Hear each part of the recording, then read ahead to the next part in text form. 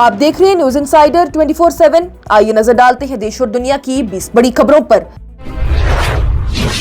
Iran के रहनुमा Ayatollah Syed Mujtaba Khamenei की जानिब से स्ट्रेट ऑफ हॉर्मुज के लिए नया चैप्टर का ऐलान करते हुए कहा गया कि ईरान जल्द इस पर नए निजामी कवायद नाफिज करेगा। उन्होंने अमेरिका को इलाके में बेचैनी का बड़ा सबब करार दिया और कहा कि खर्जी ताकतों को बगैर पर्शियन गल्फ का मुस्तकबिल रोशन होगा।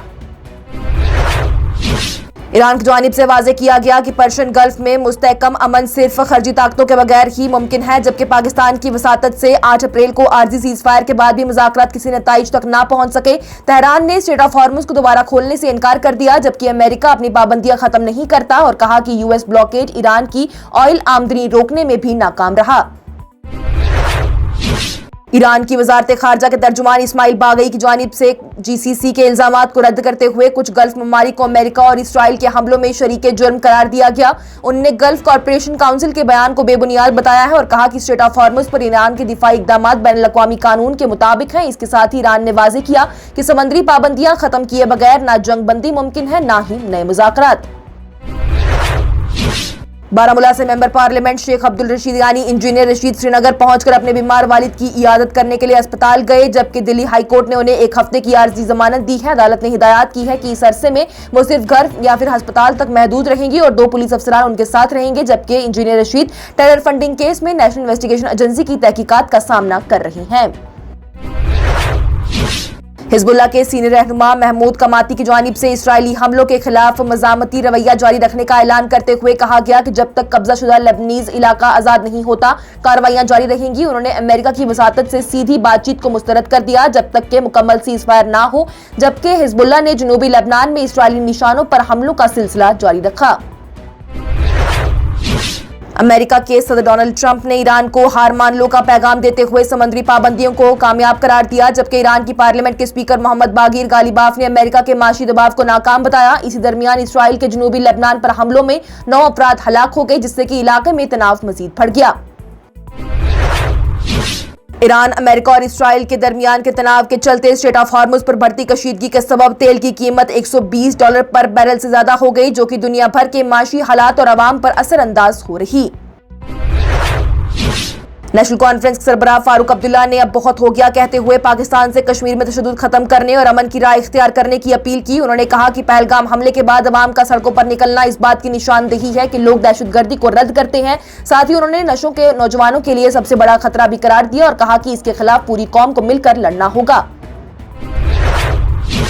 रेलवे वजीर अश्विनी वैष्णव ने जम्मू से श्रीनगर तक पहली सीधी वंदे भारत एक्सप्रेस को झंडा दिखाकर रवाना किया, जिससे कि कश्मीर का रेल राब्ता तारीखी तौर पर मुकम्मल हो गया। इस खिदमत से सफर आसान होगा और सियारत को भी फरोग मिलेगा, जबकि ये प्रोजेक्ट वजीर-ए-आज़म नरेंद्र मोदी के दौर में मुकम्मल हुआ। नेशनल कॉन्फ्रेंस के रहनुमा तनवीर सादिक ने पीडीपी पर सख्त तनकीद करते हुए कहा कि साल 2016 के पहले 30 दिनों में ही 13 लाख पैलेट गोलियां चलाई गई और तकरीबन 7,000 लोग जख्मी हुए, जो कि उनके मुताबिक हीलिंग टच के दावों के बरक्स रहा। उन्होंने उस वक्त की वज़ीर आला महबूबा मुफ्ती की भी हुकूमत को जिम्मेदार ठहराया, जिससे कि सियासी तनाज़ा दोबारा तेज हो गया।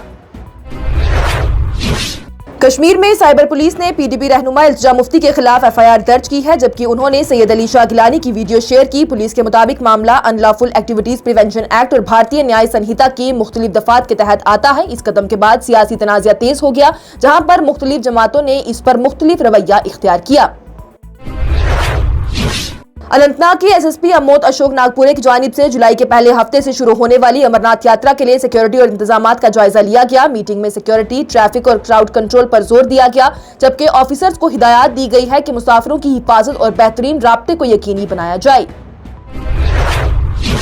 जम्मू और कश्मीर के वज़ीर आला उमर अब्दुल्ला ने जम्मू में कैबिनेट मीटिंग की सदारत करते हुए तरक्याती मंसूबों और हुकूमती तरजीहात को भी उसका जायजा लिया, जो कि श्रीनगर इंतकाल से पहले ही आखिरी मीटिंग थी। वहीं मीटिंग में नायब वज़ीर आला सुरेंद्र चौधरी और दीगर वुज़रा के साथ चीफ सेक्रेटरी अतुल डुल्लू भी शरीक हुए।